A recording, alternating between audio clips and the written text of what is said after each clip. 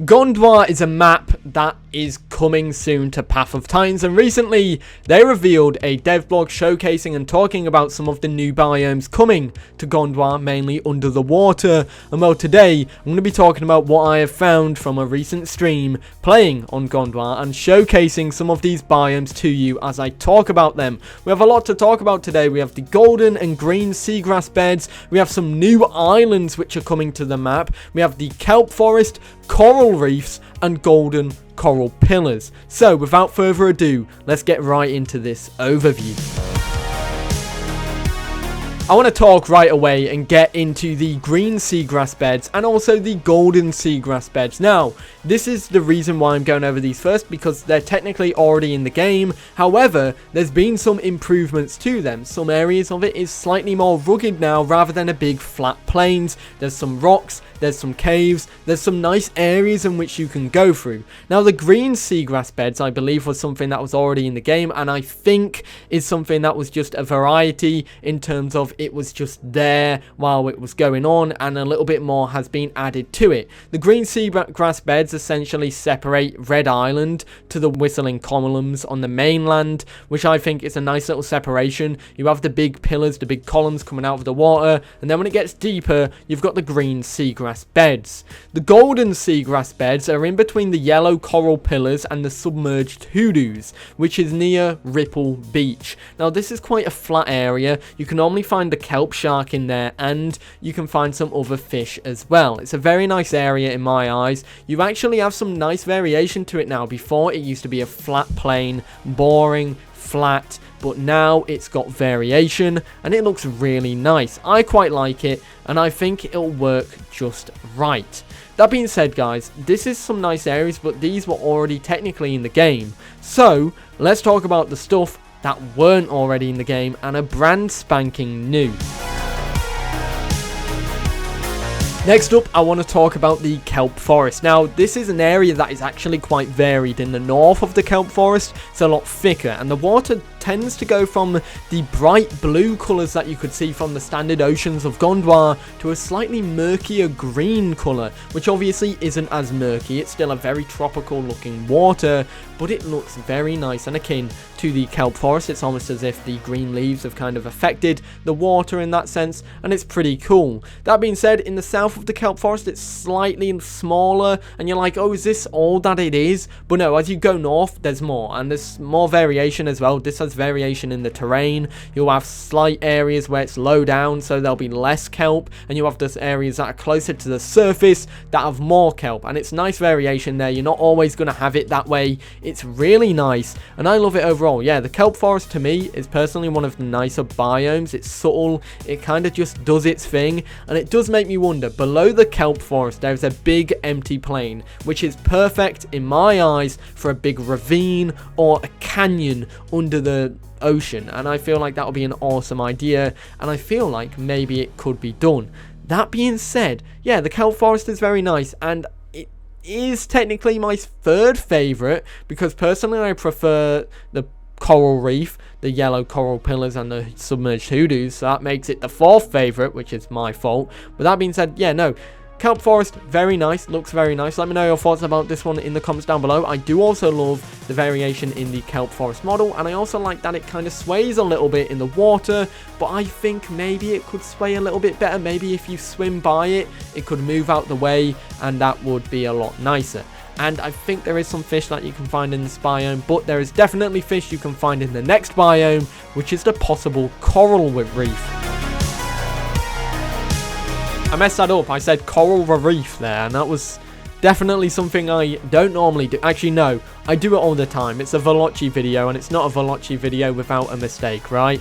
That being said, the coral reef is just off of Red Island to the southeast. Southeast of the island is the coral reef. Now, it's not that big, and it doesn't have too much to it, but there is submerged coral there, and that is probably the basis and start for a future coral reef that will be coming to the game, and I have seen it and I love it a ton. And when I was swimming around, I found some tuna, and I think someone else found a turtle as well, which indicates that there is definitely life in these coral reefs. Now, they do go off for quite a bit, they do go quite far, which is very cool, very nice overall.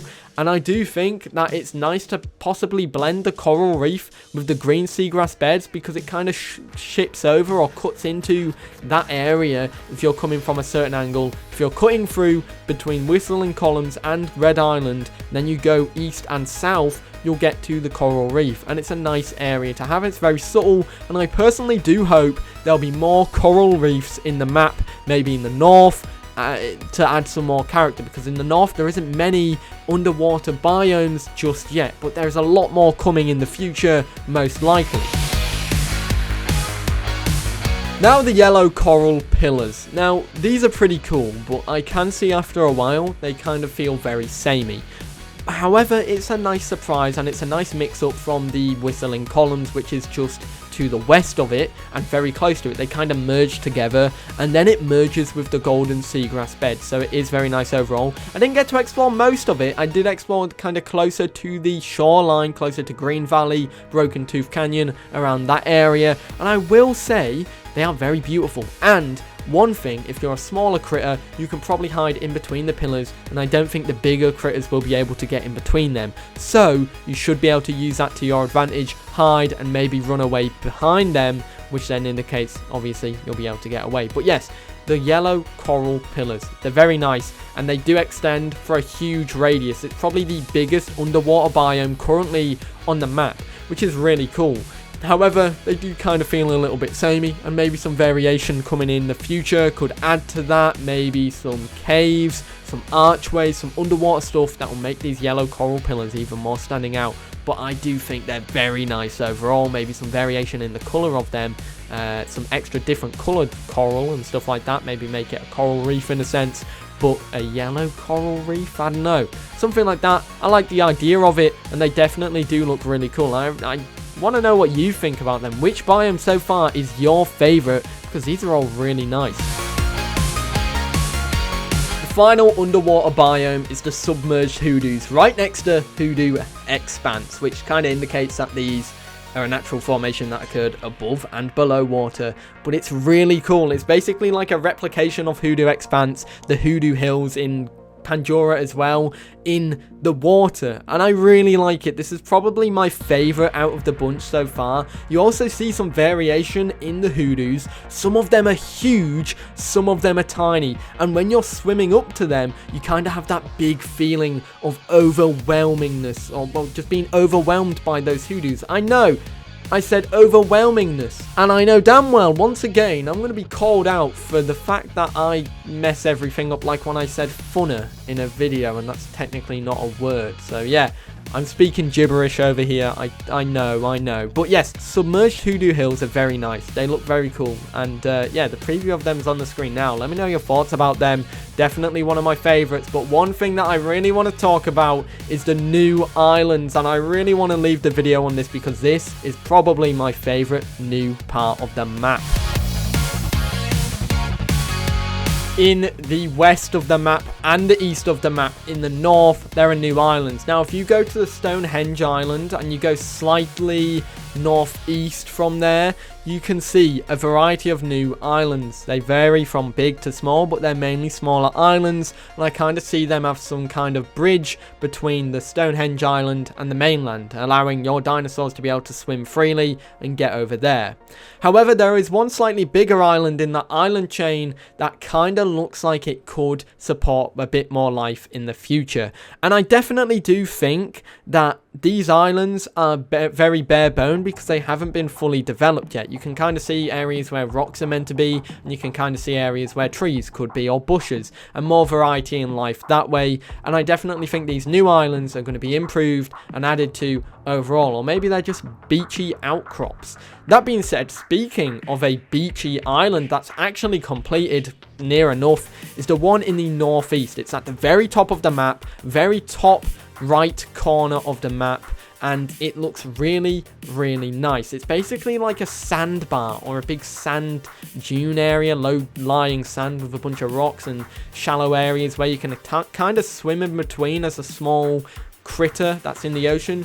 It's essentially a safe haven to smaller critters, and it looks really, really cool. I like it a lot, and it's definitely a very nice area where you could grow up as a aquatic or semi-aquatic to hide from big aquatics or semi-aquatics that could then maybe wait on the outside, or, you know, they can't get into your little sanctuary and you can chill there with everyone else as long as, you know, they're not trying to kill you too. It's a really nice island, and it definitely has no use to normal dinosaurs, but as aquatics and semi-aquatics, it's definitely going to be a useful place to chill and grow up. I feel like maybe if they had some coral reefs around it, it could bring it to life even more, and then you could add quests in some areas like that. And it's a good area to develop your young aquatic critters. Now, let me know what you guys think about these new islands. I'd love to know what you think. They're all cool, and it definitely is exciting. I've been someone who really wanted more islands on this map. I still feel like we could get a couple more.